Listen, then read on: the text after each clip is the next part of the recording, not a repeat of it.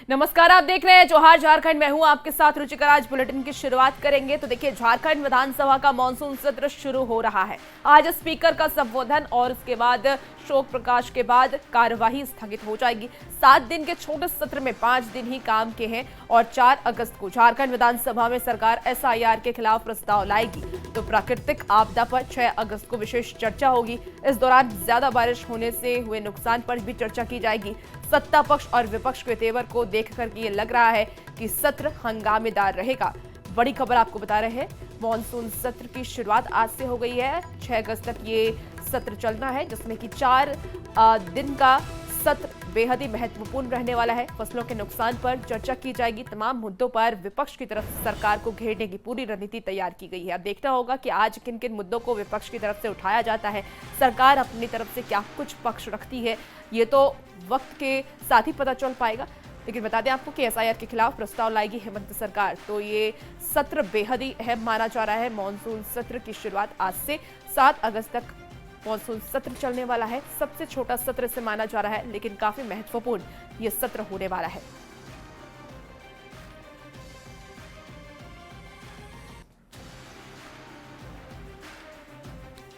तो देखिए, आज स्पीकर का संबोधन और उसके बाद ये सत्र बेहद ही अहम है, क्योंकि SIR के खिलाफ प्रस्ताव लाएगी हेमंत सरकार। 6 अगस्त को प्राकृतिक आपदा पर विशेष चर्चा भी करने के आसार जताए जा रहे हैं। इसके साथ ही फसलों के नुकसान पर भी चर्चा होगी। का जो हमारे विरोधी हैं, उनका राज्य के प्रति असहयोगात्मक रवैया, अपनी जिम्मेवारी से भागते हैं। वो राज्य हित में बातें नहीं करते। केंद्र के पास जो लंबित विधेयक है उन पर कोई बातें नहीं करते। हमारा पैसा 1,41,000 करोड़ रुपया बकाया है, उस पर इनकी चुप्पी सध जाती है। मुंह में फेविकोल लग जाता है जब सरना धर्मकोड की बात आती है। राज्य के साथ सौतेला व्यवहार हो रहा है। केंद्र सरकार के द्वारा विभिन्न योजनाओं की राशि में कटौती हो रही है। CSR मद में भारी कटौती है। चूंकि सत्र मानसून का है और 5 कार्य दिवस हैं, तो एक सार्थक बहस हो और विपक्ष जो है वो अनावश्यक रूप से सदन को बाधित करने का काम नहीं करे, तो एक सार्थक बहस हो सकती है। और ज्यादा जानकारी के साथ न्यूज़ 18 संवाददाता संजय इस वक्त सीधे हमारे साथ लाइव जुड़ गए हैं। संजय, आज से मॉनसून सत्र की शुरुआत हो रही है। किन किन अहम मुद्दों पर सरकार की तरफ से आज चर्चा हो सकती है? देखिए, सबसे पहले आपको एक बड़ी अपडेट दे दें कि इस समय राष्ट्रपति द्रौपदी मुर्मू जो है सीधे राजभवन से सीधे एयरपोर्ट के लिए रवाना हो चुकी हैं। रांची एयरपोर्ट से सीधे दुर्गापुर जाएंगे, फिर वहां से धनबाद पहुंचेंगे। अब आते हैं झारखंड विधानसभा के मानसून सत्र पर। तो सबसे पहले आपको बता दें कि आज जो है विधानसभा के मानसून सत्र का पहला दिन है। और पहले दिन जो देखिए, एक तरीके से राज्यपाल की ओर से जो कहा जाता है उसको, जो उसका संबोधन जो होता है स्पीकर के शब्दों में, वो उसको सबसे पहले पढ़ा जाएगा, शोक प्रकाश होगा। और फिर उसके बाद जो है आपको आज जो पहले दिन का जो है वो स्थगन हो जाएगा। उसके बाद कार्य मंत्रणा समिति की बैठक होगी। लेकिन जान लीजिए कि ये सत्र का जो मूड और मिजाज जो है वो अब शांत नहीं रहने वाला है, क्योंकि SIR के मामले में पहले ही गठबंधन के जो तमाम दल हैं वो स्पष्ट कर चुके हैं कि SIR का खुलकर विरोध किया जाएगा। और 4 अगस्त को विधानसभा में सत्ताधारी दलों की ओर से इसको लेकर के एक जो प्रस्ताव भी लाया जाएगा। जाहिर है कि विपक्ष जिन मुद्दों को उठाएगा, सत्ता पक्ष उसको लेकर के भी रणनीति तैयार कर चुका है। और मुख्यमंत्री के जितने विभाग हैं, तमाम विभागों से उत्तर देने के लिए मंत्री भी अधिकृत किए जा चुके हैं। अब सदन में OBC 27% और साथ में सरना धर्मकोड का मुद्दा भी जोर शोर से उठेगा, चूंकि ये पुरानी लंबित मांगे हैं जिसको सत्ता पक्ष की ओर से एक तरीके से कर सकते उठाने की कोशिश होगी। अब विपक्ष जब इन मुद्दों को उठाएगा तो सीधे मामला जो है केंद्र की ओर इसका रुख मोड़ दिया जाएगा। तो कुल मिलाकर समझिए कि अब जो है मानसून सत्र जो है, भले ही मानसून की जो बारिश होती है थोड़ा सा गर्मी के मौसम में ठंडा का एहसास कराती हो, ये सदन के अंदर का जो मिजाज है वो बिल्कुल शांत नहीं रहने वाला। वो आपको ठंडा का एहसास बिल्कुल नहीं होने देगी। जी, तो विपक्ष की तरफ से क्या कुछ तैयारी की गई है? कौन कौन से सबसे अहम मुद्दे होंगे जो विपक्ष की तरफ से उठाए जाएंगे? ठीक है, सबसे पहले मुद्दा लॉ एंड ऑर्डर का जो उठाया जा रहा है, जो बार बार कहा जा रहा है कि विपक्ष इस मुद्दे को लेकर आएगा। साथ में स्थानीय नीति, रोजगार नीति, तमाम चीजों को लेकर के देखिए, रोजगार स्थानीय नीति की जब बात करते हैं तो 1932 खतियान आधारित रोजगार नीति की बात आती है। तो विपक्ष लगातार इसको कहा जा रहा है कि आप 1932 की बात करते हैं, लेकिन 1932 पर अभी तक आपने कोई स्टेप नहीं लिया है। अभी तक अगर झारखंड में बात करें तो रघुवर सरकार में जो आपको आई थी स्थानीय नीति, जो रघुवर सरकार ने तय किया था, वो स्थानीय नीति अभी तक है। तो 32 को लेकर राजनीति हो रही है, विपक्ष इसके मुद्दे पर फूटेगा, लेकिन उससे पहले लॉ एंड ऑर्डर का विषय है। इन तमाम चीजों को लेकर सदन में हंगामा और सदन के अंदर और बाहर देखने को मिलेगा। बिल्कुल बिल्कुल, ये सबसे छोटा सत्र माना जा रहा है, लेकिन बहुत ही अहम सत्र है ये संजय, और आप नजर बना के रखिए और अपडेट आपसे लेंगे। तो देखिए, बीजेपी विधायक दल की एक बैठक होने वाली, दोपहर 1 बजे बीजेपी विधायक दल की बैठक होगी। विधानसभा के सत्र के बाद बीजेपी की यह बैठक होने वाली है। प्रदेश कार्यालय में जुटेंगे सभी बीजेपी के विधायक। बाबूलाल मरांडी के नेतृत्व में रणनीति बनाई जाएगी। तो मॉनसून सत्र की आज से शुरुआत, और इसके साथ ही बीजेपी विधायक दल की बैठक भी होने वाली है। दोपहर 1 बजे का वक्त रखा गया है जब बीजेपी विधायक दल की बैठक होगी, और विधानसभा सत्र के बाद बीजेपी की यह बैठक होने वाली है। प्रदेश कार्यालय में सभी बीजेपी के नेता जुटेंगे, जहां पर बाबूलाल मरांडी के नेतृत्व में रणनीति बनाई जाएगी।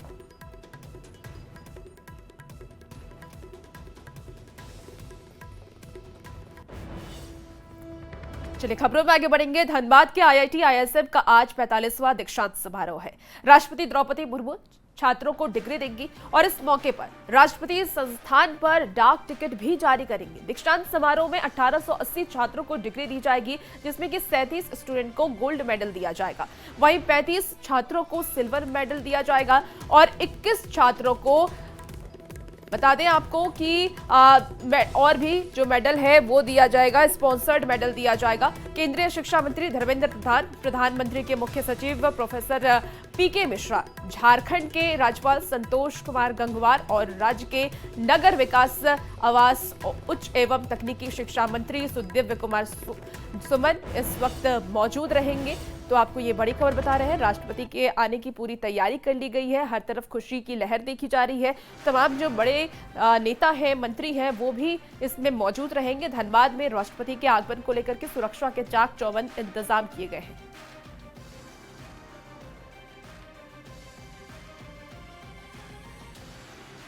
और इसी बीच देखिए, जमशेदपुर से भी बड़ी खबर सामने आ रही है, जहां स्कूल की सफाई नहीं करने पर सजा दी गई है। छात्रों को 500 बार उठक बैठक की सजा दी गई है। उठक बैठक के दौरान छात्रों को जो तबीयत है, उनकी तबीयत बिगड़ गई। आपको बता दें कि मॉडल स्कूल पटमदा की यह घटना बताई जा रही है। 2 दिन पहले पटमदा में भी हुई थी ऐसी घटना। तो 5 छात्राओं को 200 बार उठक बैठक कराया गया। शिक्षा विभाग ने जांच के आदेश जारी किए हैं। बड़ी खबर आपको बता रहे हैं जमशेदपुर से, जहां उठक बैठक के दौरान छात्राओं की तबीयत बिगड़ गई। स्कूल की सफाई नहीं करने पर यह सजा दी गई है। छात्राओं को 500 बार उठक बैठक कराया गया, जिसके बाद उनकी तबीयत बिगड़ गई है। मॉडल स्कूल पटमदा की यह पूरी घटना बताई जा रही है। 5 छात्राओं को 200 बार उठक बैठक कराया गया। शिक्षा विभाग ने जांच के आदेश जारी किए हैं।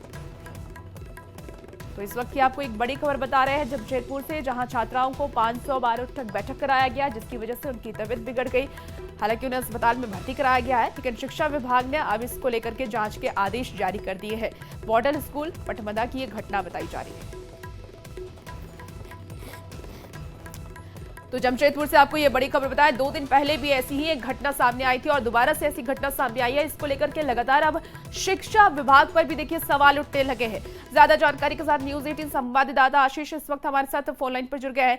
आशीष, क्या कुछ जानकारी है? 500 बार उठक बैठक क्यों कराई गई और फिलहाल जो छात्राएं हैं उनकी स्थिति कैसी है? जी बता दूं कि लगातार जो है ये पटमदा क्षेत्र में 2 स्कूलों में, सरकारी स्कूलों में छात्राओं के साथ बर्बरता की घटना को अंजाम दिया गया है। जहां एक दिन पहले भी कस्तूरबा गांधी में 4 बच्चों को 200 बार उठक बैठक कराया गया था, जो वो लेट से पहुंची थी। और वहीं दूसरी तरफ आज जो है मॉडल स्कूल में लगभग 4 से 5 छात्राओं को स्कूल सफाई नहीं करने पर 500 बार उठक बैठक कराई गई, जिसके बाद जो है बच्चों की तबीयत बिगड़ी। हालांकि निजी अस्पताल में भर्ती कराया गया है, उनको इलाजरत किया जा रहा है, मगर वहीं परिजन और विधायक प्रतिनिधि जो है स्कूल के खिलाफ विरोध प्रदर्शन भी कर रहे हैं। हालांकि शिक्षा विभाग ने इस पूरे मामले पर, हमने जब मीडिया से बात की तो उन्होंने कहा कि एक टीम का गठन किया गया है, जांच की जाएगी, जांच पर जो भी दोषी पाए जाएंगे उन पर कार्रवाई होगी। मगर कार्रवाई के बाद जिस तरह छात्राओं के साथ दुर्व्यवहार किया जा रहा है शिक्षकों द्वारा, कभी स्कूल नहीं आने पर या सफाई करने पर उठक बैठक करा रहे हैं, जिससे छात्राओं की काफी गंभीर हालत बनी हुई है। जी आशीष, छात्राओं की तरफ से क्या जानकारी सामने आ रही है? कौन से शिक्षक थे जिन्होंने इस तरीके की सजा दी? जी बता दूं कि मॉडल स्कूल है, सरकारी स्कूल है वहां पर पटमदा में, जहां शिक्षक जो है एक मंजू बनर्जी का नाम आ रहा है, जो शिक्षक है वो स्कूल में लेट से पहुंचने पर, और जो दूसरी घटना जो है सफाई, आज जो मॉडल स्कूल में सफाई नहीं की गई, छात्राओं का सफाई करना था क्लासरूम में, जिसकी वजह से सफाई नहीं हुई थी। उसके बाद जो शिक्षक आते हैं तो वो चारों बच्चों को उठक बैठक का सजा देते हैं, और उसके बाद जब 200 से 250 उठक बैठक छात्राएं करती है तो एक छात्रा की सांस फूलने में काफी परेशानी होती है, जिससे वो बेहोशी होने लगती है। हालांकि उसके बाद चारों को वहां से अस्पताल ले जाया जाता है और उसके बाद जो है उन लोग का इलाज चल रहा है। मगर ठीक है, बिल्कुल आशीष, आप नजर बना के रखिए और अपडेट आपसे लेंगे। बहुत शुक्रिया जानकारी के लिए। और इसी बीच देखिए सरायकेला से भी बड़ी खबर सामने आ रही है, जहां सुरक्षा बलों को बड़ी सफलता हासिल लग गई है। नक्सलियों के खतरनाक मंसूबे नाकाम किए गए हैं। बड़ी खबर आपको बता रहे हैं, जहां जंगल से भारी मात्रा में विस्फोटक बरामद हुआ है। सरायकेला पुलिस, झारखंड जागवार और सीआरपीएफ और एसएसबी ने संयुक्त सर्च ऑपरेशन चला करके ये बड़ी कार्रवाई की है। नक्सलियों के मंसूबे को सुरक्षा बलों ने नाकाम कर दिया है। सरायकेला से इस वक्त की एक बड़ी खबर सामने आ रही है। नक्सलियों के खतरनाक मंसूबे नाकाम किए गए हैं। जंगल से भारी मात्रा में विस्फोटक बरामद किया गया। ये दो अलग अलग तस्वीरें दिखा रहे हैं आपको, जहां देखिए किस तरीके से सुरक्षा बलों को एक बड़ी कामयाबी हाथ लगी है। नक्सलियों के नाकाम मंसूबे नाकाम कर दिए गए हैं सुरक्षा बलों की तरफ से। जंगल से भारी मात्रा में विस्फोटक सामान भी बरामद किया गया है।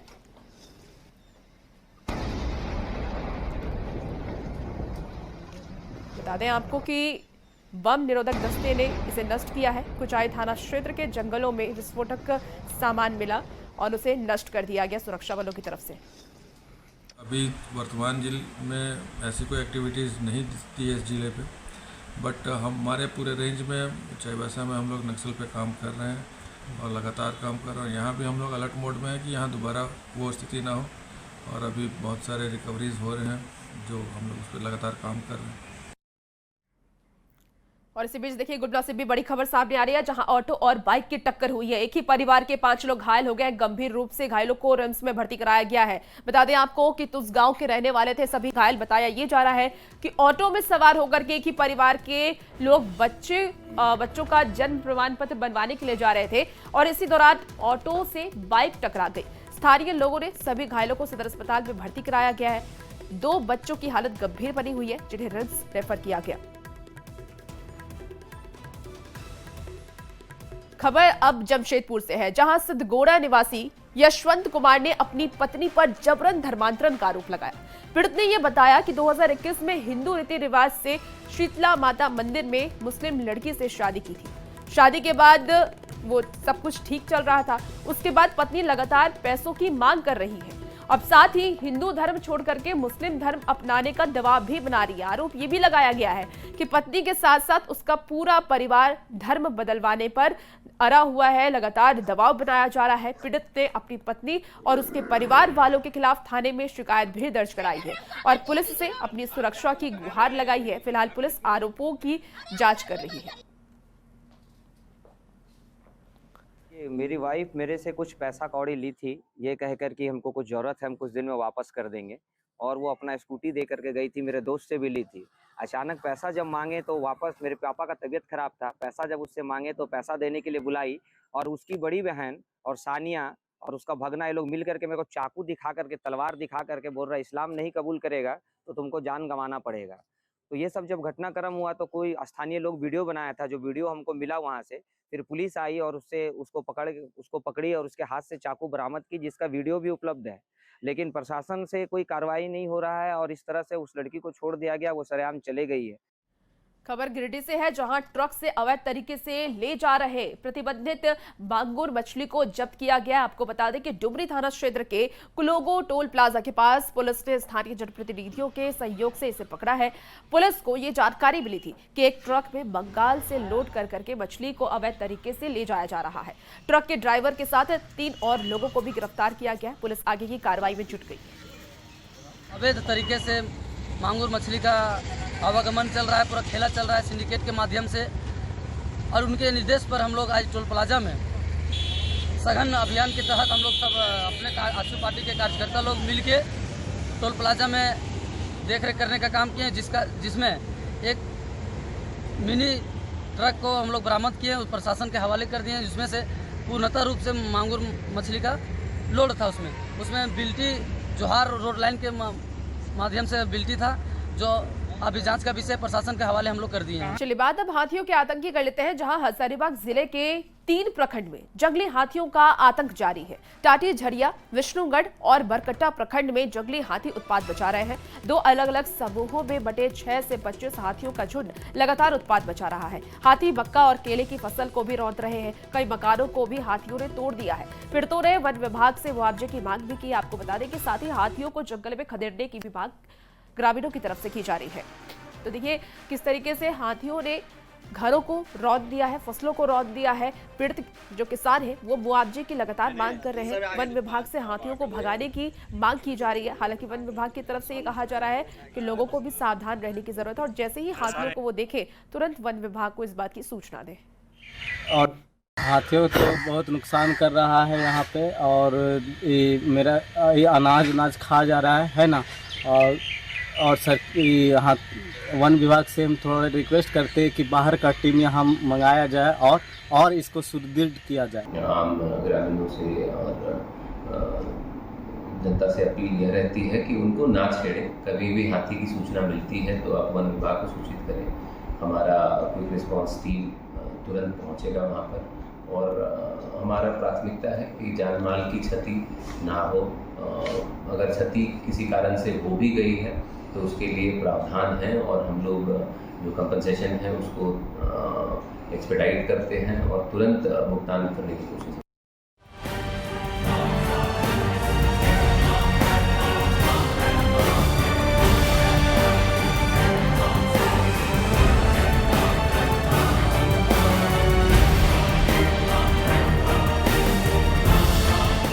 चलिए अब खबर धनबाद से है, जहां लगातार हो रही बारिश ने लोगों की मुश्किलें बढ़ा दी है।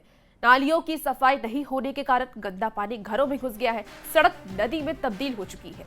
बारिश के बाद जलकुंभ भी घरों में घुस रहा है। आपको बता दें कि जमाड़ डोबा के आलमनगर के पास लोग परेशान हैं। लोगों का ये कहना है कि हर साल बारिश में बस्ती का यही हाल होता है। ना जनप्रतिनिधि सुनने आते हैं और ना ही कोई अधिकारी सुनने आते हैं। लोगों का ये भी कहना है कि बारिश थमने के बाद जब पानी कम होता है तब इलाके में गंदगी के कारण महामारी फैलने लगती है, और अभी इस बस्ती के लोग अपने घरों में कैद हैं। बाढ़ आ गया है। कैसे आ गया? पूरा सब दुनिया के घर पानी इसलिए आता है। तो ये तो हर बार होता है। हाँ, हर साल होता है सर। तो ये आपका पार्षद विधायक ये सब क्या कर रहा है? सब कुछ नहीं कर रहा है, सब देख के चल जाता है। उन लोग को बोले हैं कभी? बना के चल जाता है, क्या करेगा? जामाडोबा आलमनगर का क्षेत्र आता है। ये सड़क है, ड्रेन नहीं है। क्या स्थिति है, कैसे ऐसे हुई? ये स्थिति बहुत हम लोग बुरा हाल है, क्योंकि बारिश का पानी तो अभी चला गया, हम लोग सब डूब गए, सब बच्चा लोग बाहर, ठीक है ना। सबको घर से बाहर निकाल के ऊपर में लेके जाना पड़ता है। जब पानी छूटती है उसके बाद फिर यहाँ से डेंगू मलेरिया का शिकायत शुरू हो जाता है।